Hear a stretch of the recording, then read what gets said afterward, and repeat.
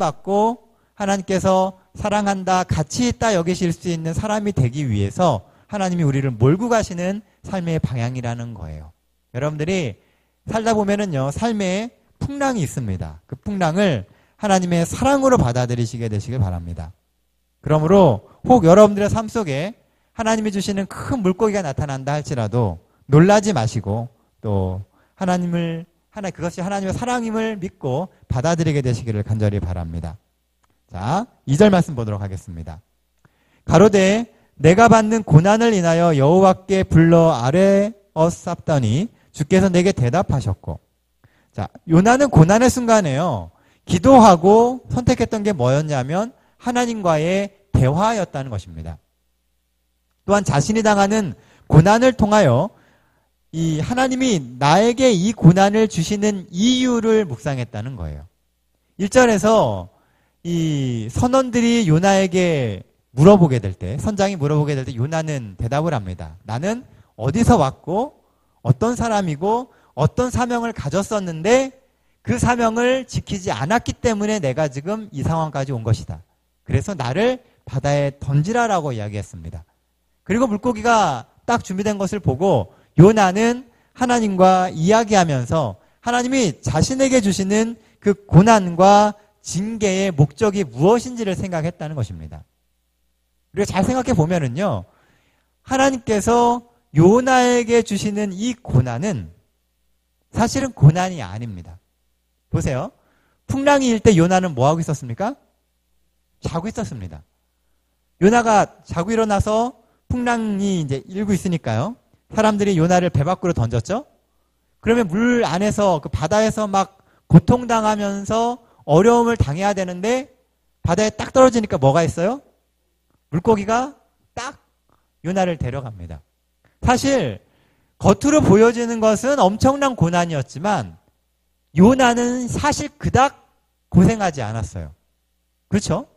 요나는 하나님이 요나에게 주시는 그 상황들을 보면서 이것이 문제가 있고 내가 그 사명을 이루지 못했기 때문에 하나님이 나를 이 상황으로 몰아넣으신다는 것은 알았지만 사실상 그게 요나에게 큰 고난이 되지는 않았다는 것입니다. 보여지는 모습이 큰 고난이었지 실제로 몸의 고난은 아니었다는 것이죠. 실제로 우리의 삶을 보게 되면은요, 고난은 징계의 목적으로만 오는 것이 아닙니다. 그러나 때때로 그 징계조차도 하나님께서는 여전히 우리를 사랑하신다라고 하는 증거로서 나타나고 있다는 거예요. 큰 물고기를 만나는 것은 엄청난 고난처럼 보였지만 사실은 하나님께서 요나를 사랑하신다라고 하는 명백한 표현이었습니다. 성경에 보면은 징계에 대한 몇 가지 원칙이 나옵니다. 첫 번째로 징계는요, 모든 성도들에게 온다는 거예요. 히브리서 12장 5절로 8절에 보면 이런 말씀이 있습니다. 또 아들들에게 권하는 것 같이 너희에게 권면하신 말씀을 잊었도다. 일러스되 내 아들아, 주의 징계하심을 경히 여기지 말며 그에게 꾸지람을 받을 때에 낙심하지 말라. 주께서 그 사랑하시는 자를 징계하시고 그 받으시는 아들마다 채찍질하심이니라 하였으니 너희가 참음은 징계를 받기 위함이라. 하나님이 아들과 같이 너희를 대우하시나니 어찌 아비가 징계하지 않는 아들이 있으리요. 징계는 다 받는 것이오늘 너희에게 없으면 사생자요 참 아들이 아니니라. 여기 보면 그리스도인 된, 특히 하나님의 자녀된 사람에게는 반드시 징계가 있다고 이야기합니다. 아들이 아닌데 왜 징계합니까? 내 아들이니까 징계하는 거예요. 뭐 하려고요? 교육적인 목적으로. 바르게 이끌려고 하나님께서 우리를 징계하시는 것입니다. 우리를 사랑하시기에 꼭 저 하늘에 꼭 데려가야 할 하나님의 아들이기 때문에 하나님이 징계하시면서 우리를 바른 길로 인도하시는 것입니다. 그런데 만약에 우리가 하나님의 아들이 아니라면 하나님께서는 구태여 우리를 징계하실 필요가 없다는 거예요. 그래서 제가 지난번에도 이야기 드렸잖아요. 로마서에서 가장 큰 형벌, 하나님이 인간에게 주시는 가장 큰 형벌은 뭐라고요? 그냥 내어버려 두사라고 하는 것입니다. 로마서를 읽어보세요. 하나님이 진노 가운데서 사람들에게 주시는 최고의 징벌이 뭐냐 하면 그냥 내어버려 두사입니다. 하나님이 우리에게 고난을 주시고 우리의 삶에 개입하시는 것은 우리가 아직 하나님의 자녀이고 하나님 편에 있다라고 하는 것입니다. 가능성이 있고 하나님께서 우리를 붙들기를 원하신다라고 하는 거예요. 그래서 성도들에게 있는 이 징계는 하나님의 자녀됨의 증거입니다. 혹 힘들고 어려운 시간 가운데 있더라도 하나님을 믿으십시오. 그리고 우리를 향한 하나님의 사랑이 확실하다고 믿고 그 믿음이 이끄는 그 길 끝까지 하나님이 주신 이 신앙의 길 끝까지 가게 되시는 우리 동백교회의 모든 성도들 되시기를 간절히 바랍니다. 징계의 두 번째 모습은요. 아픈 것이지만 목적을 깨달으면 축복이 된다는 겁니다. 이유 없는 징계가 없다는 거예요. 징계는 반드시 방향성이 있습니다. 징계 그 자체는 괴로운 거예요. 근데 옛말에 그런 말이 있죠. 고진감래라는 것이 있습니다. 힘들고 어려운 시간을 지켜내면, 이겨내면 그 다음에 뭘 갖게 된다고요? 즐거운 시간이 오게 된다는 것입니다. 실제로 우리가 신앙생활을 하면서요. 이 고생 끝에 징계를 잘 견뎌내면 징계 가운데서 우리에게 하나님께서 의를 주십니다. 하나님께서 왜 나를 치시는지, 왜 내 삶을 어떤 방향으로 이끌어 가시는지를 아는 사람에게 이 징계는 축복입니다. 그리고 성경을 보면요. 그렇게 징계를 받은 사람을 하나님께서 쓰시는 것을 보게 됩니다. 마치 금을 단련해서 빼내는 것처럼 하나님께서 우리의 삶을 징계하시고 고난을 주시면서 우리로 하여금 더 나은 그리스도인이 되도록 만들어 주신다는 것이죠. 요나는 물고기 뱃속에서 그가 받은 고난의 의미를 생각하기 시작합니다. 오늘날 우리가 고난을 받을 때에 그 고난의 이유를 다른 사람에서 찾으려고 하지 말고요. 나의 삶의 어떤 부분이 하나님의 이 고난을 불러오고 있는가를 생각하게 되시기를 바랍니다. 한때 유행하던 것 중에 이 네타시오 운동이 있습니다. 기억하시나요? 차 뒷면에 보면은 네타시오 이렇게 써붙이고 다니죠. 근데 어느 순간요, 제가 개인적으로 이걸 보다가 갸우뚱하는 생각이 들었습니다. 이게 뭐냐면, 이 네타시오라고 하는 스티커가요, 꼭 차 뒤에 붙어 있습니다. 차 안에나 앞쪽에는 안 붙어 있어요. 그 얘기가 무슨 얘기냐면, 네타시오를 읽는 사람은 항상 내가 아니고 다른 사람이 들어가는 겁니다. 그러니까 정작 네타시오를 붙이고 다니는 사람은 그걸 안 읽고요. 그 뒤에 따라다니는 내가 읽으니까 무슨 생각이 드냐 하면 네타시오가 마치 니타시오처럼 보이는 겁니다. 그래서 이상하네라는 생각이 제가 들었어요. 물론 그 네타시오 운동의 의미가 어떤 것인지 압니다. 그런데 많은 사람들이요. 그 네타시오를 나에게 적용하지 않고 자꾸 남에게 보여준다는 거예요. 그러니까 네타시오라고 얘기하는 것처럼 보이는데 잘 보면 자꾸 남을 겨냥을 하니까요. 서로 간에 마음이 상하고 집중할 수가 없게 되는 것입니다. 신앙도 비슷한 것 같아요. 우리가 성경을 읽고 또 신앙생활을 해가면서 성경에서 나오는 여러 가지 이야기나 고난들의 이유를 밖에서 찾으려고 하면은요. 누구 때문에로 찾으려고 하면 사는 게 참 고달픕니다. 나에다가 초점을 맞추면요. 내가 변화되게 되고 내 삶이 바뀌게 되고 결국 내가 바뀌면 옆에 있는 사람들에게도 좋은 영향이 끼쳐지게 되는 거예요. 오늘 여러분들의 삶이 조금 더 그리스도 중심으로 살게 되시길 바랍니다. 그래서 삶의 모든 기쁨과 즐거움이 나로부터 시작된다라고 하는 그런 생각을 갖게 되시길 바랍니다. 신앙의 시작은 나로부터입니다. 세상의 변화도 나로부터입니다. 세상이 고난을 당하는 이유도 나 때문인 것입니다. 나로부터라고 하는 생각으로 여러분들의 삶을 바라볼 수 있게 되시길 바랍니다. 요나는 그 나로부터라고 하는 생각 때문에 물고기 뱃속에 들어갑니다. 그리고 그렇게 물고기 뱃속에 들어간 것이 요나의 변화의 시작이었다라는 거예요. 자, 2장 4절 말씀 보도록 하겠습니다. 내가 말하기를 내가 주의 목전에서 쫓겨났을지라도 다시 주의 성전을 바라보겠다 하였나이다. 자, 이 말씀에서 4절에서 중요한 말은요. 다시라고 하는 말입니다. 요나서 2장에서 제일 유명한 구절이 바로 이 4절 말씀이거든요. 요나는 지금까지 얼마 동안 하나님과의 교제를 의도적으로 끊었습니다. 왜냐하면 하나님이 요나에게 사명을 주셨거든요. 근데 그 사명을 이루지 않기 위해서는 뭐 해야 되냐면 하나님과의 교통을 끊어야 됩니다. 하나님이 우리에게 어떠한 일을 맡기실 때 우리는 부담스럽습니다.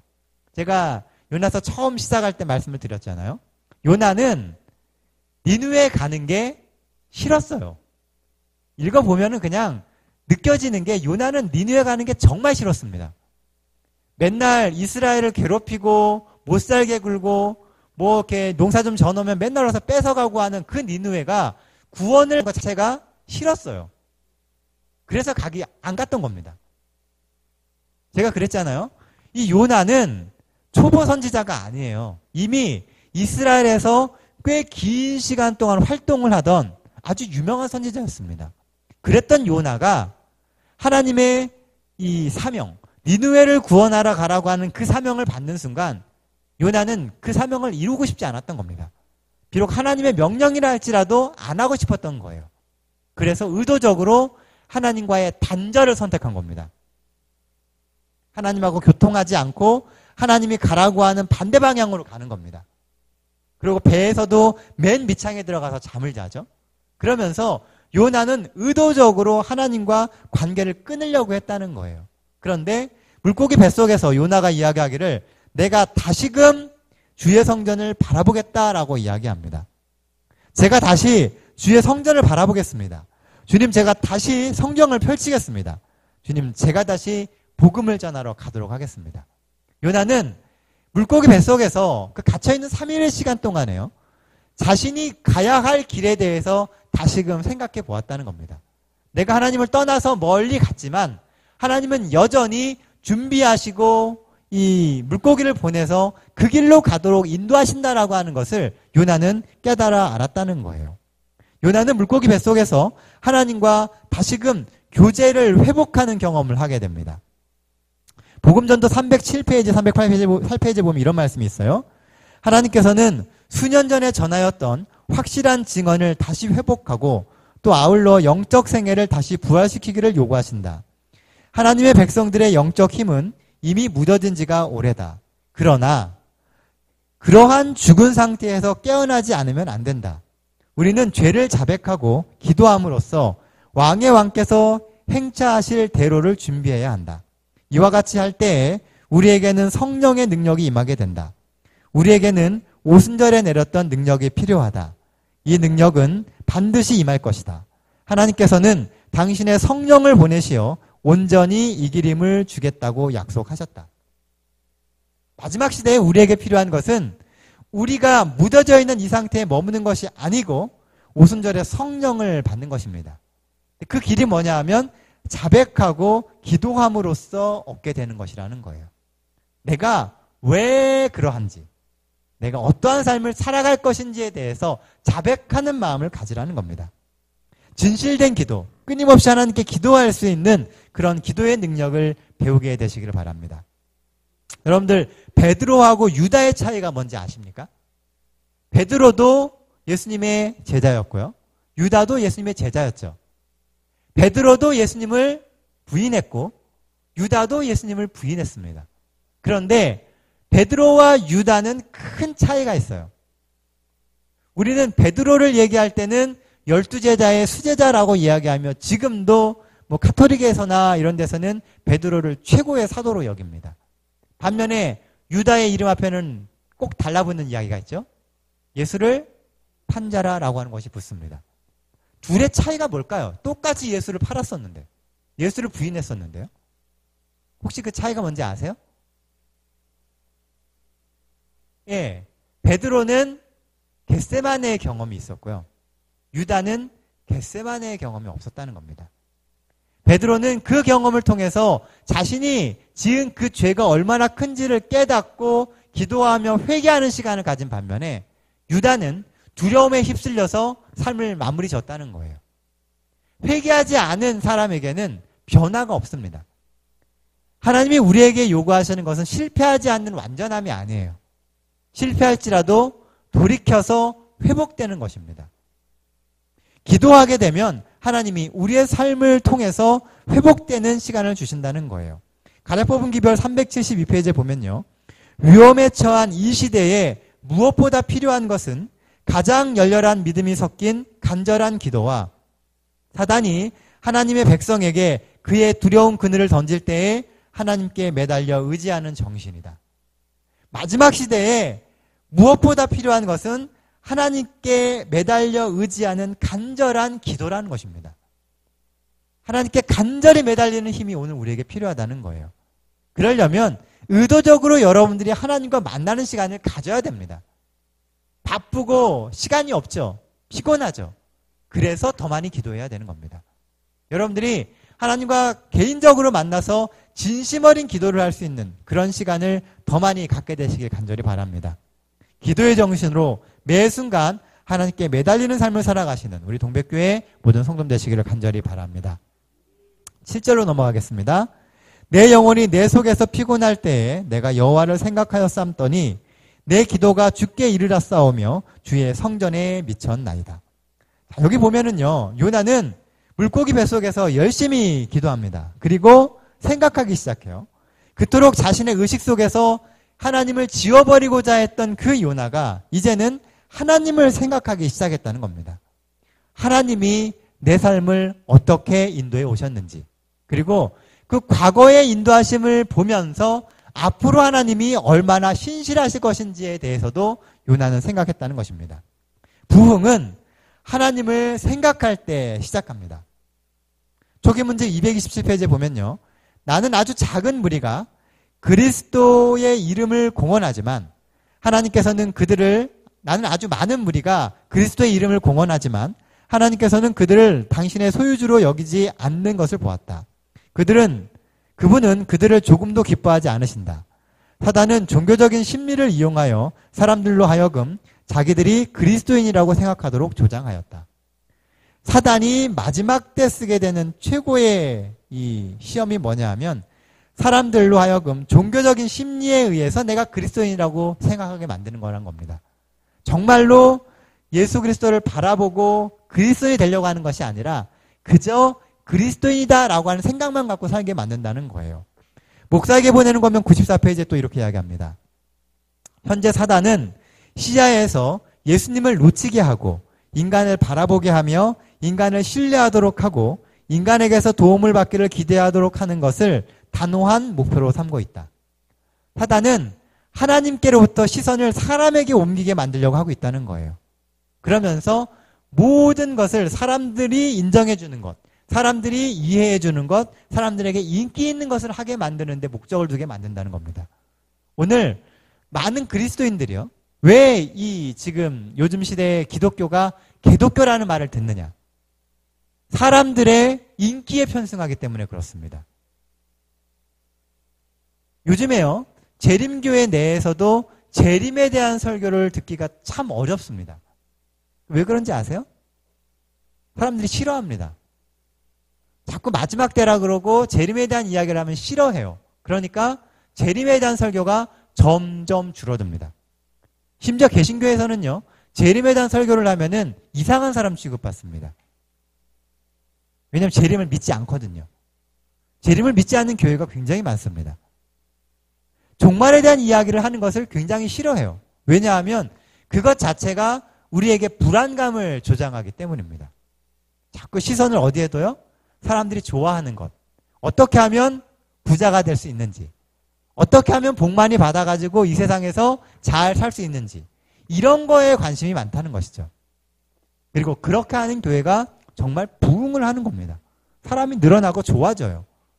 그러니까 사람들은 점점 이 교회에서나 신앙을 하고 있는 모든 사람들이 사람들로부터 인정받고 사랑받는 데에 목표를 둔다는 겁니다.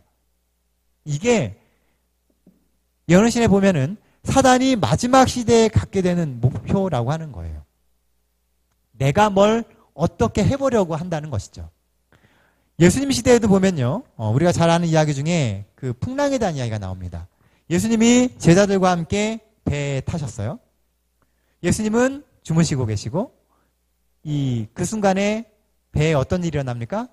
풍랑이 옵니다. 이 제자들은 자신이 할 수 있는 모든 방법을 다 해보고 포기할 무렵에야 예수님께서 주무시는 것을 발견하고 예수님을 깨웁니다. 예수님이 딱 깨시니까 딱 한마디로 끝나죠. 잠잠하라 하니까 그 풍랑이 딱 끝이 납니다. 왜 그들이 그 밤에 밤새도록 온 힘을 다해서 죽을 힘을 다해서 풍랑하고 싸워야 했습니까? 조금만 더 일찍 예수님을 발견했다면 그 고생을 하지 않아도 됐을 텐데요. 시대소망 334페이지에 보면요. 자신을 구원하려고 노력하는 데 열중한 그들은 예수께서 선상에 계시다는 것을 잊어버렸다 그랬습니다. 풍랑이 올 때 예수님을 찾아야 되는데 그들은 자기 살 방법, 내가 할 수 있는 모든 방법을 동원하느라 예수님이 선상에 계시다는 것을 잊어버렸다는 거예요. 예수님이 12살 되던 해에요. 6월절 제사에 참석하고 돌아오시는 길에 그 부모가 마리아와 요셉이 예수님을 잃어버립니다. 그리고 3일 만에 되찾는 이야기가 나오죠. 그 부분에 대해서 화입부인이 또 이렇게 이야기합니다. 시대성 83페이지에 보면요. 만일 요셉과 마리아가 묵상과 기도로 그들의 마음을 하나님께 머물게 했다면 그들은 하나님의 아들을 그 맡은 직분의 신성성을 깨닫게 되었을 것이며 따라서 예수를 잃어버리지 않았을 것이다. 하루를 등한히 함으로 말미암아 그들은 구주를 잃어버렸다. 그러나 그를 찾기 위하여 그들은 사흘 동안 근심하며 찾으러 다녔다. 우리도 이와 같은 경우를 당한다. 우리는 쓸데없는 잡담과 험담과 기도의 등한으로 말미암아 단 하루 동안에 구주에게서 떠나게 되며 그를 찾아서 잃어버렸던 평안을 다시 회복하려면 여러 날을 슬퍼하면서 찾아야 할 것이다.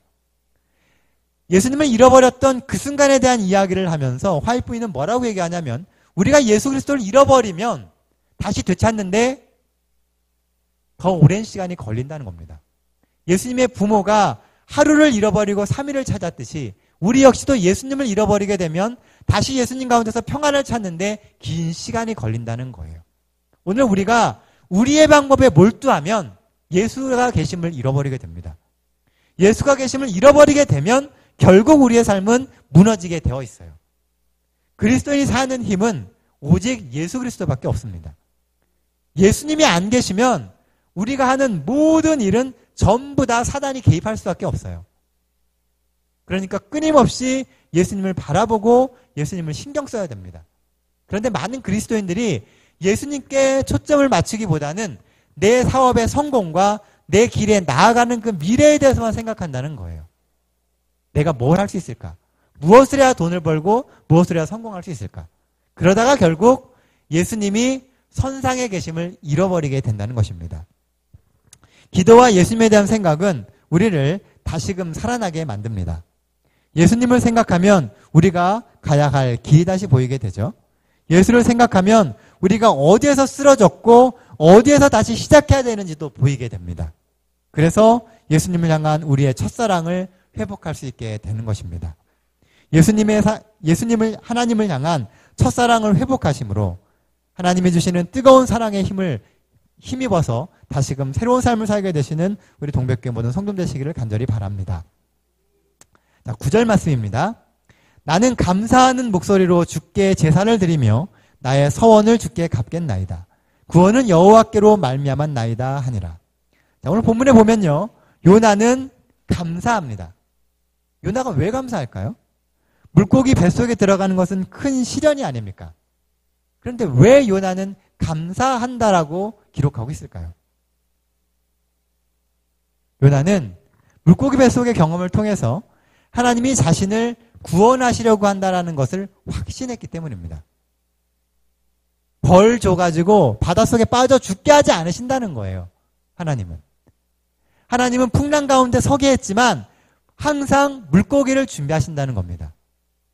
죽게 하는 게 목적이 아니라 돌이키게 하는 것이 하나님의 목적이라는 것이죠. 하나님의 목적은 여러분들의 구원에 있습니다. 여러분들이 경험하는 모든 일들이 다 우리를 구원하시기 위한 하나님의 방법이라는 거예요.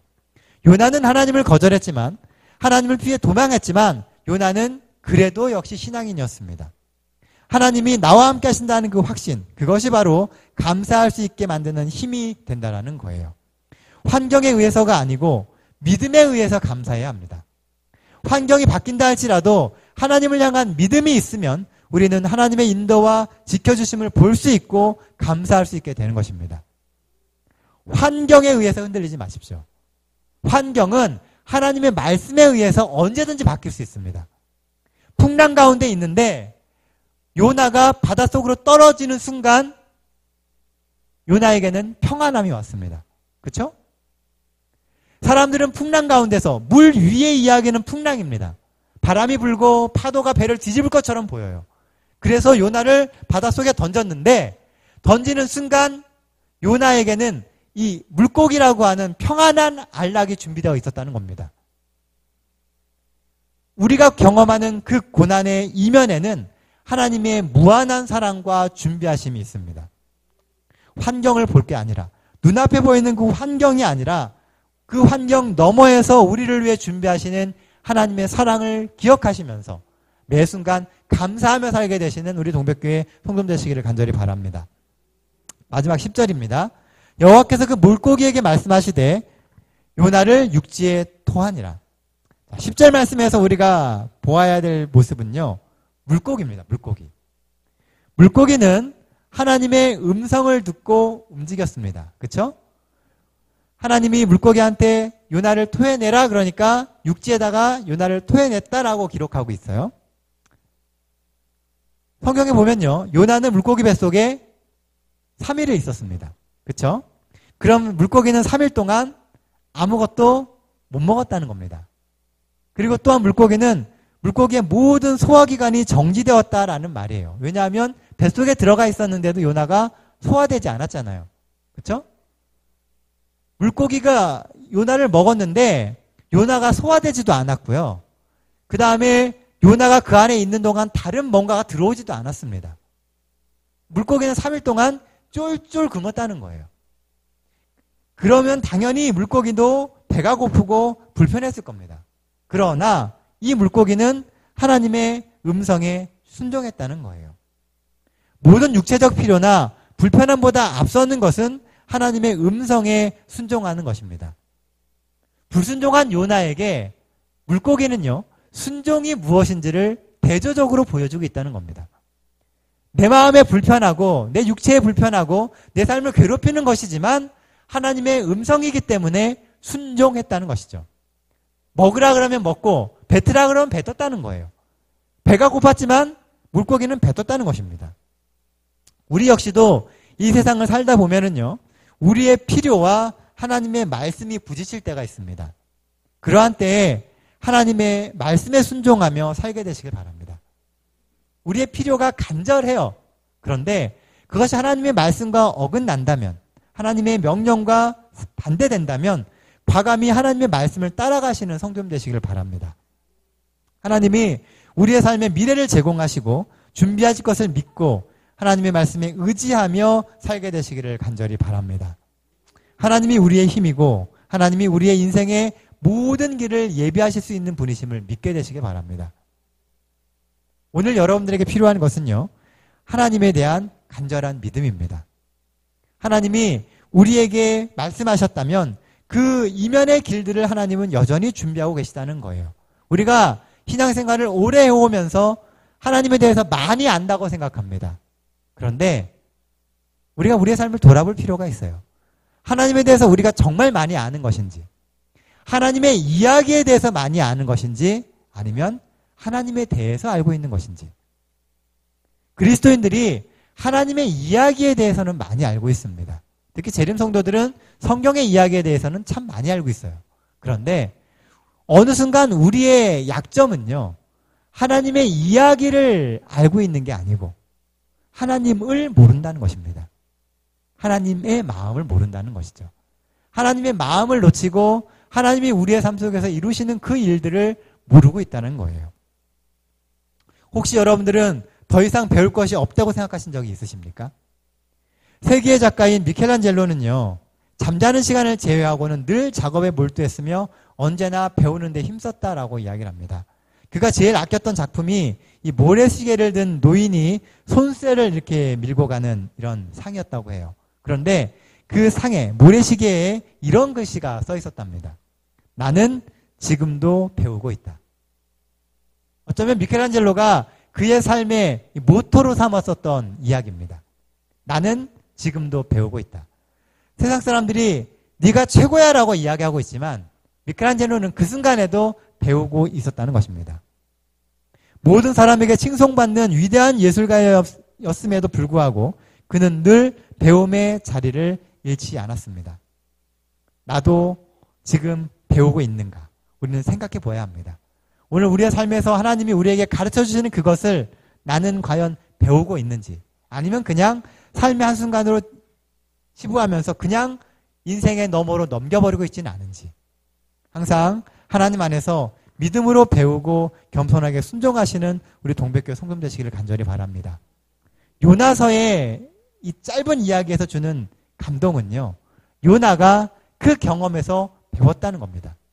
심지어는 예수님께서도 요나의 이야기를 예수님께서 주실 수 있는 유일한 기적에 대한 예증으로서 삼으셨습니다.